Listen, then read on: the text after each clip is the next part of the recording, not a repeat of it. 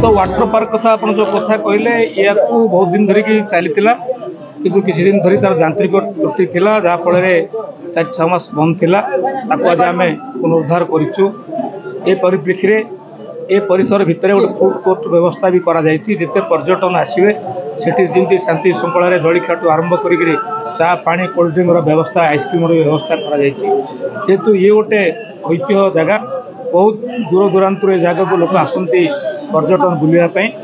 तेणु ए परिप्रेक्षी में आज माननीय उपजिलापाल माननीय एनएस नगरपाल माननीय भंजनगर ब्लॉक चेयरपर्सन बहु सरपंच सभ्य अंचल बहु बुद्धिजीवी उद्यम आज शुभारंभ कर आज वाटर पार्क कथा कहते ठीक अच्छे आपको पुनरुद्धार करा माननीय विधायक करकमल नूतन भाव फूड कोर्ट भी उद्घाटन उत्सव आज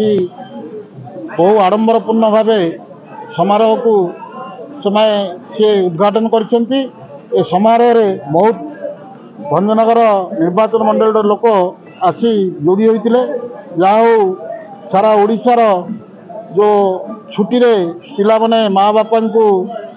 अड़ी लगाउथिले जे भंजनगर पार्क को जावाक तार आज पुनरुद्धार करा जाई नूतन भाव खोल जाई।